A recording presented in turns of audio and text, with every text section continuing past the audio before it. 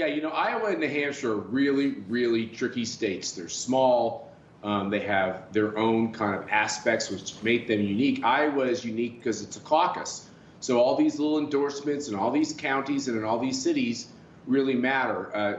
Donald Trump stumbled in 2016 in Iowa and then recovered in New Hampshire and went on to just clear the decks. And so Iowa's a big early test of these amazing poll numbers he has. I feel very good about the race, and I think he's in a good position in Iowa. New Hampshire, which comes right after, is an open primary where people who aren't registered Republicans can vote, and it always makes it tricky. Obviously, Christie and Nikki Haley are kind of throwing everything they got into New Hampshire. I'm going to make a prediction, which is Donald Trump leads in every state.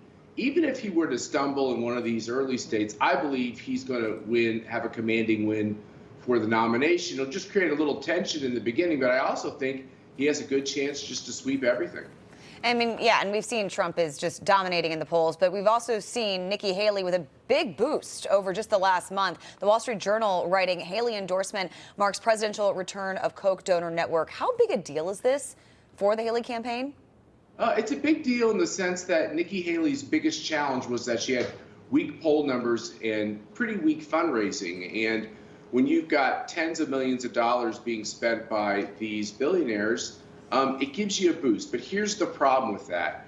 Republicans have come to despise this donor class that thinks they can spend a bunch of money, sell one of their many beach houses to try to stop Trump. The donor, there's a donor aspect to the Republican Party that is out of step with the activist.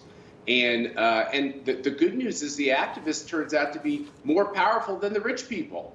And I think it's lovely. I love watching this. And I think the donor class is going to lose again. Nikki Haley is a very competent politician, but she has no business being in this race. She said she wouldn't run against Trump if he ran because he had picked her to be our ambassador to the UN. She went back on her word, and to me, that matters.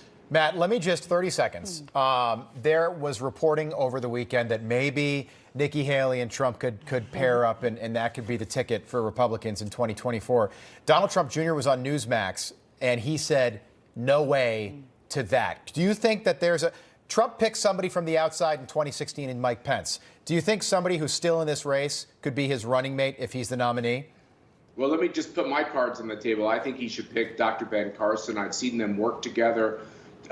Trump has a lot of respect for Dr. Carson. Dr. Carson has a lot of respect for President Trump. I think it would be a dynamic partnership, and he wouldn't be selecting the person who will succeed him. I think if Trump tries to pick his successor as VP, I think it's going to be 4 years of added tension to that relationship. Well, so I'm with Donald Trump Jr. on this one. I don't think we need a neocon return to the White House. Reagan did it with George H.W. Bush.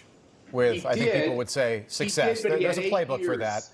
But he had 8 years in which to try for George H.W. Bush to establish himself. This is going to be a very quick second term. It's going to be quick, and I think we ought to have a big, open conversation of who the successor should be. I don't think it should be the vice president. Yeah, I heard Elise Stefanik's name tossed around over the weekend. Now, it's a holiday weekend, and people are enjoying eggnog with who knows whatever mixed in it, but I heard that name out there. Matt, hope we see you again before the first of the year. If we don't, Happy New Year. Thank you. Say Merry Christmas.